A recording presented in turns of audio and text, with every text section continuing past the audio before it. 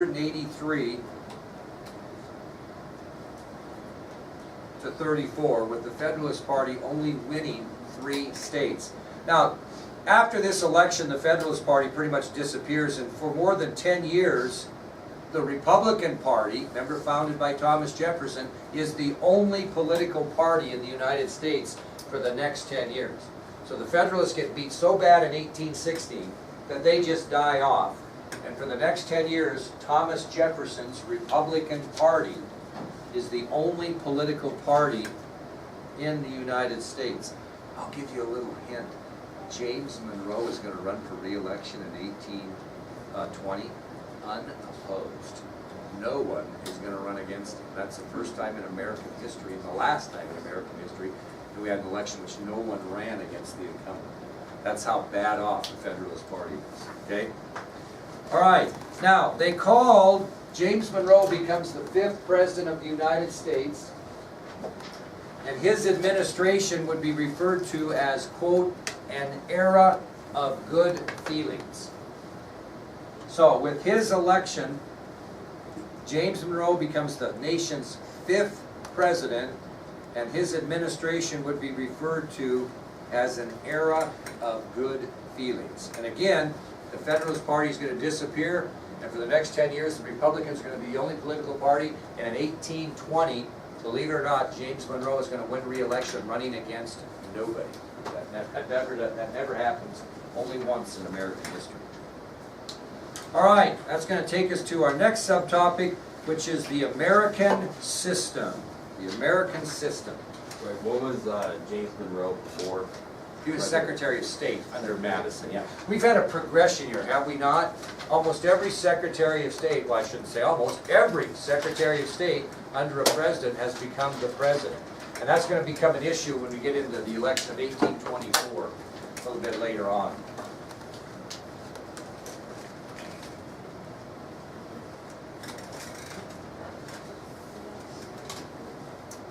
When we talk about the American system, we really talk about the Republican Party and Henry Clay. Because Henry Clay and the Republican Party want the United States to become the wealthiest country in the world. Now, we told you because of the Industrial Revolution, they eventually were. But the push was made by Henry Clay and the Republicans that, hey, let's get the economy going as a result of this Industrial Revolution we're into here, and let's make sure the United States is the most wealthy country in the world. If you are a strong economic person, it makes you more independent from others, right? In other words, how would I try to explain this? So, if all of you in here, you're all high school kids, you work and have money, your parents might give you money. Those of you that are stronger economically are going to be able to be more independent than those are not. So, Connor, say he has a bunch of money, and Kendrick doesn't. Connor's more apt to be able to go to the show tonight, buy a new gun to go hunting, buy a new pickup to go hunting, rather than Kendrick, who can't do any of that because he doesn't have any money. So Clay's point is, the stronger we get economically, the more independent we can become from the rest of the world. We can do our own thing. We don't have to depend on any other country for anything. And this economic system that the Republicans adopted in 1816 became known as the American system. So again, by 1816, the Republican Party and Henry Clay wanted the United States to become the wealthiest country in the world. And Clay insisted that if the United States created a strong economic program, it would allow the United States to be independent of the rest of the world. And this economic system that the Republicans are going to put together and adopt in 1816 is going to be known in American history as the American system. Now, there were 3 major foundations of the American system, and we'll tell you what those are today. 3 major foundations of the American system. What's a foundation? If I say 3 major foundations, like the foundation of your house. If you don't have a strong foundation, your house stinks, right? It isn't a very good house. So these are 3 things the Republican did that really allowed us to become economically strong. First one was the second bank of the United States. The second bank of the United States.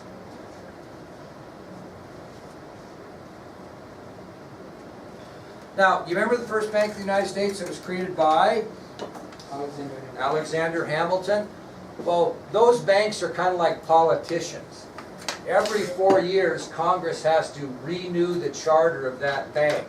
And from that first bank until this point, the charter was always renewed. Well, in 1811, the charter of the first National Bank of the United States had expired, and Congress did not renew it. So there is no more national bank at this point. Okay? So they had renewed it from the time that Alexander Hamilton created it every 4 years, but in 1811 it expired and Congress chose not to renew it. Well, where did our federal funds go then? Where did we put our tax dollars in federal funds?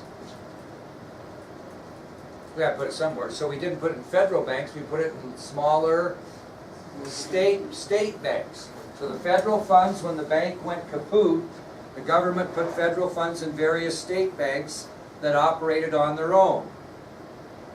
Now all of a sudden, if all the federal government's money is going into state banks, are we going to have more state banks? You ever know when you put your, I know he's this, well, he might be, you know that each bank's federally insured for $250,000? What does that mean? If I have $500,000 in there, what happens?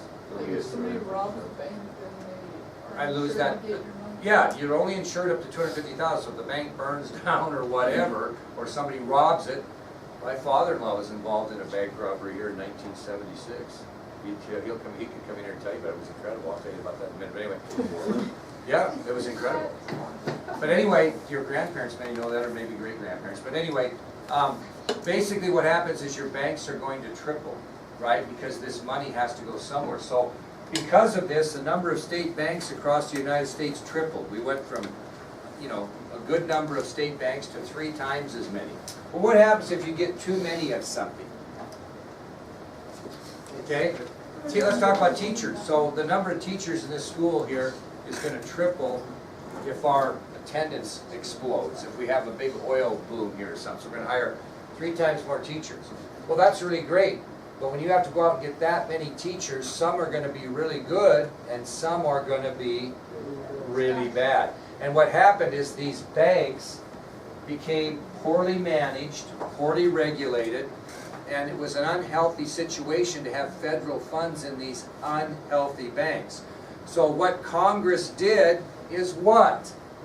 As part of this American system, they rechartered the second bank of the United States, and Congress passed it. Okay? So basically what I'm saying here, one of the foundations of this American system is our first national bank. The charter expired, Congress didn't approve it. We had no national bank. We started sticking all of our money in these state banks, which tripled the number of banks that our money was in. All of a sudden, some of these banks aren't worth a darn.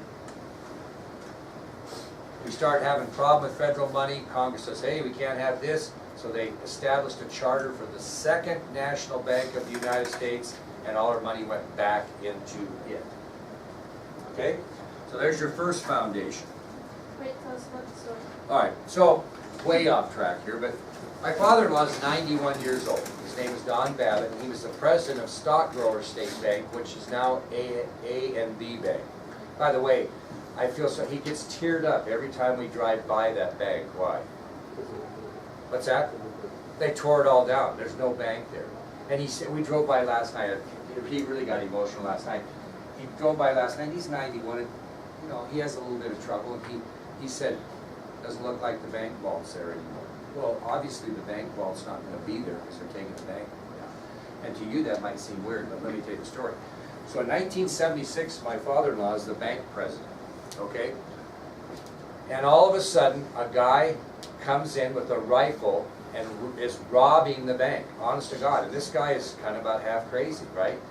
My father-in-law gets the word that they're robbing the bank, and I'm very proud of this. He gets all of his employees, and where does he put them all to keep them safe? In the vault.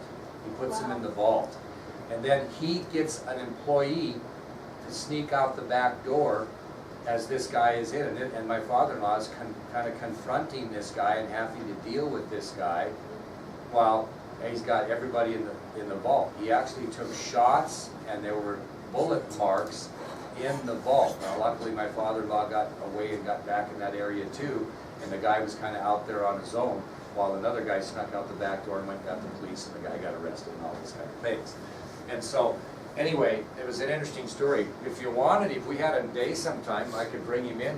You know who Lowell Peterson is? Anybody know Lowell Peterson? He used to own the True Value hardware store before it closed down. He was one of my father-in-law's employees that was there the same day. It's kind of an interesting story. So maybe I'll get him to do that here, maybe if we have a day. I think it'd be interesting for you to hear. But it was kind of crazy. I mean, and he was kind of deemed somewhat of a hero for the whole thing. And I remember the story that my father-in-law tells about my mother-in-law who passed away, that one day she was out getting the mail and she turned around, this guy was standing there, or I gotta back up.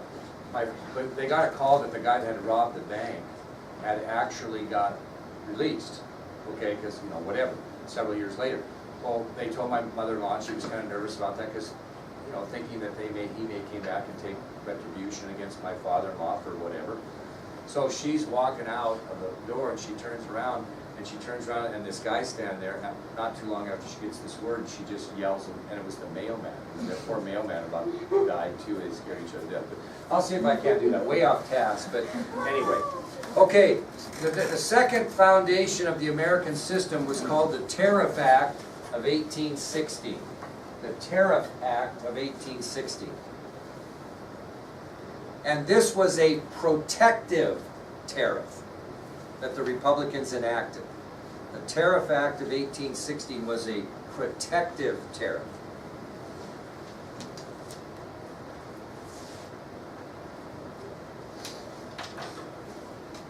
Well, let's think about these years. First of all, what's a protective tariff? If Congress puts out a protective tariff, is that designed to do what? No, that's a good guess. It's a tax to protect your own American taxpayers. And who would we be protecting us from? Ourselves. No? Robbers. No, a protective tariff. During the years 1812 to 1815, we weren't getting a lot of manufactured goods from Europe, especially Great Britain. Why? Because we were making our own. Well, not yet. We're going to start to make our own because we're not. Why aren't we getting goods from those guys? How well are we, we getting along with Great Britain that great Probably after the War of matters right 18? now. What's that? Probably not. Well, they're not real happy with us, so whatever, we'll talk about that. Well, we're having trouble getting manufactured goods from Europe. So what did we do? We started the Industrial Revolution. Our factories sprung up. And when the War of 1812 ended, British manufacturers wanted to drive Americans out of business so that Americans would buy from them. So how would you do that? Let's take, I'll give you an example. I hope I'm not offending anybody. I'm just saying what is circulating. So how many auto parts stores do we have in town? Napa, CarQuest, and then, what's that? Now, when O'Reilly came in, there was a lot of controversy over that. I don't know if you heard about it or not. I'm just telling you the story. I'm not saying somebody might own O'Reilly. I don't know. But they came in, and the first question to everybody was, oh, gee whiz, why are we bringing in a new auto parts store? My God, this is Worland. We already have two, right? And I think I'm correct in saying this, that the people of Worland were pretty loyal. I know they couldn't get local contractors to do a lot of the electrical work and sheetrock work and all that kind of stuff because they were loyal to the two we had in town. Because people saw this, according to the stories I heard, as what I'm going to talk about now, that O'Reilly was going to come in and run the other two out of business. Did anybody else hear that, or am I the only one? You should have heard some about it. Yeah, that's what they thought, that's Well, what they planned on. Yeah, that was the plan. Now, that's kind of what happened here. And how was O'Reilly going to run Napa out of business? How would they do that? Even though you got loyal customers that have been there forever, how would they maybe run you out of business? Cheaper. What they would do is they would lower their prices so low that they would even take a loss for a period of time so that everybody would say, gee whiz, look at the prices at this business and go ahead and buy. People are funny. If they can buy, I watch people all the time. This drives me nuts. I go into Ace Hardware, and I know Ace Hardware is more expensive than if you go to Billings and go to, Home Depot or go to Lowe's. And I watch people go in there who look, I watch them, they look at an item, and then they look on their phone to see what they can get it for, maybe on Amazon or something, and they click it and buy it from Amazon rather than, for $1 cheaper rather than buy it from Ace. Well, that hurts us locally, big time, whatever. But everybody else, this internet shopping is just crazy. It's killed a lot of businesses. But the point being is, the point was that they would lower the prices so much down even to a loss that everybody, because money talks and BS walks, would go to O'Reilly and buy their stuff, right? Well, as soon as Napa went out of business and as soon as CarQuest went out of business, then what would they do with their prices? Not only probably to where Napa had them or CarQuest had them, but even higher. Well, that's kind of what was going on here. The British were having competition against the Americans in these factories. So what did the British do? They lowered their prices way down to try to drive these rival American manufacturers out of business. And once the American factories closed, the British no doubt would raise their prices and then some, eventually making huge profits. Well, American factory owners demanded that the government provide them some protection from these British manufacturers, because I think it makes sense to you. So Congress adopted this Tariff Act of 1816, which did what? Levied high taxes on who when they brought their goods into America? Great Britain. That's a protective tariff, okay? So the Tariff Act of 1816 was an act passed by Congress that taxed heavily Great Britain on any of the goods they brought into the United States to protect the American factories from having the same type of thing that we talked about maybe here a bit locally. I don't know how that whole thing turned out here. It seems like Napa's doing fine. Loyalty is a big thing. I don't know about CarQuest, as they haven't been in there too much. I'm not a big parts guy, so I'm no mechanic. So, hey, Jared, come out here. I'm going to buy these windshield wipers. How about you put them on for me? That's how I work things, right? But anyway, you can see my point there, especially you working there, that was kind of the thought. And people around town passed a protective tariff for Napa and CarQuest by saying, we're not going to go put the electrical into your building, we're not going to go do the sheetrock, we're not going to do this and that. And I think most of that work on CarQuest was done outside of Worland people. I might be wrong on it. And I'm not criticizing that parts store, to be honest with you. I'm just telling you how the thought process was that ties in with here. Now, this is kind of interesting because two of the guys that really supported this protective tariff were Thomas Jefferson and John C. Calhoun. And they were the guys, remember that, well, you don't know about Calhoun so much, but Jefferson was always against any kind of tax. He didn't like taxes at all. But when we were taxing the British, he thought it was pretty great. And John C. Calhoun was really behind this protective tariff. And it really did help America become self-sufficient and very economically independent of Great Britain. But if they wouldn't have done something, the American factories would have been the American people, would have been at the mercy of British manufacturers. So it was a good move. And the second piece of foundation that was put into place that allowed us to have what we know as the American system. And the last thing we'll just get a little bit of a start on was the development of a new transportation system. Okay, the development of a new transportation system. We mentioned this as benefits of the Industrial Revolution. We're just going to go into a little more detail. So benefits are the development of a new transportation system. Railroads? Pardon me? Railroads? Yep. Now, I want to just end with this comment. Between 1810 and 1820, in that 10-year period, between 1810 and 1820, the population west of the Appalachians, between the Appalachian Mountains and the Mississippi River, doubled. And there were more than 2 million people living from this area to this area. In this area here, this population doubled to over 2 million people were living here. Well, what happens when the population gets heavy in an area?